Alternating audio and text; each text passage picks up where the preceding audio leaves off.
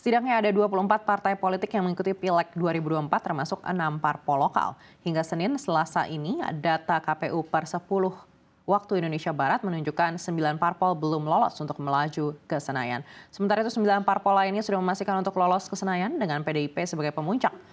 Untuk melenggang ke parlemen dibutuhkan batas minimum atau parliamentary threshold dengan perolehan suara 4% dari total suara nasional. Dengan data ini 9 partai dinyatakan belum lolos untuk mendapatkan kursi di Senayan. Berikut partai-partai yang gagal ke parlemen.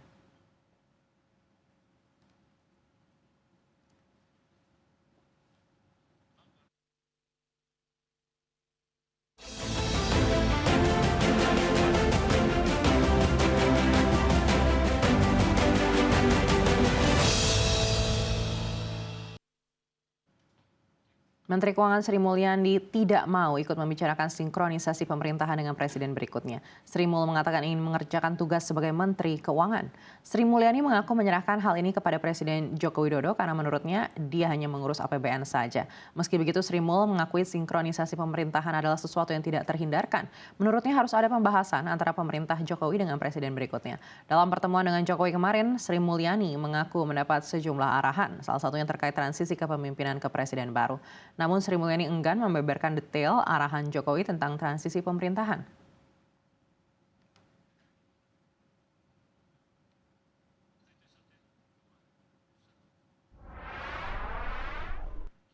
Menteri Keuangan Sri Mulyani Indrawati mengikuti rapat terbatas dengan Presiden Joko Widodo Senin kemarin. Ia menyampaikan rapat ini membahas persiapan pembayaran THR dan gaji ke-13 untuk pegawai negeri sipil.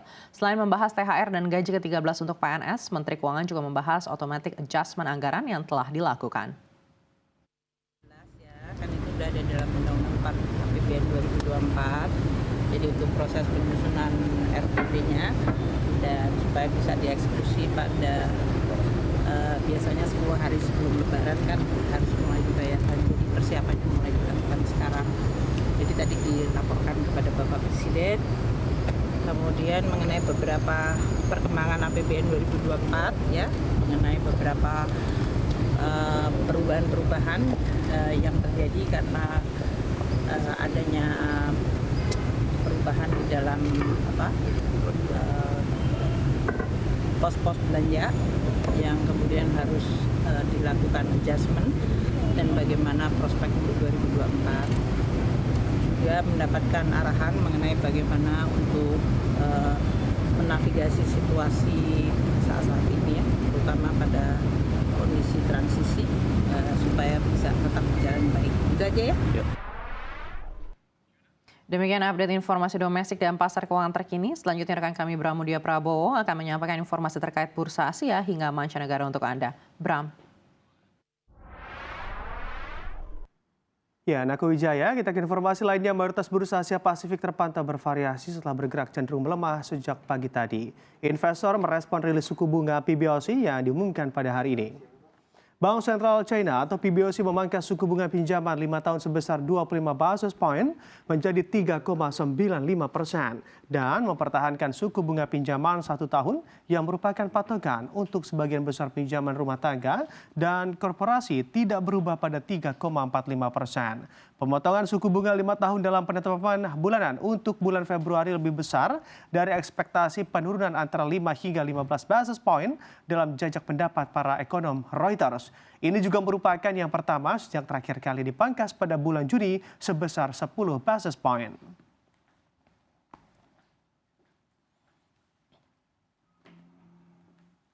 Dan kita amati bursa Asia yang diupdate pada pukul 11.40 waktu Indonesia Barat. Nikkei 225 dan juga Hang Seng terkoreksi masing-masing 0,27 dan juga 0,27. Shanghai Composite dan juga Straits Times mengalami penguatan 0,02 dan juga 0,07.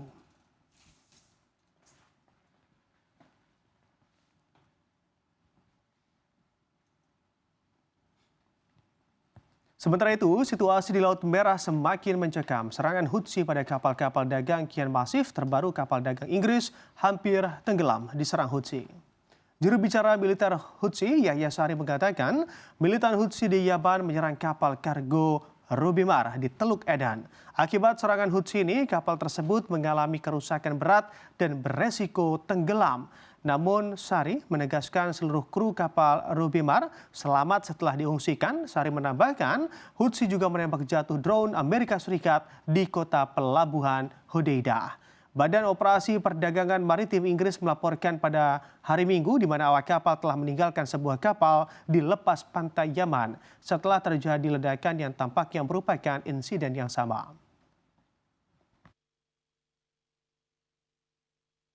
القوات البحرية في القوات المسلحة اليمنية بعون الله تعالى عملية عسكرية نوعية استهدفت سفينة بريطانية في خليج عدن روبيمار وذلك بعدد من الصواريخ البحرية المناسبة وكان من نتائج العملية ما يلي: إصابة السفينة إصابة بالغة ما أدى إلى توقفها بشكل كامل نتيجة الأضرار الكبيرة التي تعرضت لها السفينة، فهي معرضة الآن للغرق في خليج عدن. حرصنا خلال العملية على خروج طاقم السفينة بأمان.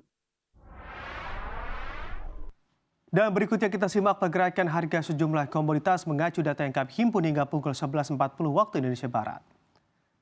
Dan terpantau sejumlah harga komoditas WTI Brent, emas dan juga batu bara bergerak mix, di mana WTI menguat 0,45%, tidak demikian dengan Brent yang harus terkoreksi 0,12%, emas menguat 0,3%, batu bara mengalami koreksi 1% lebih atau 1,63%.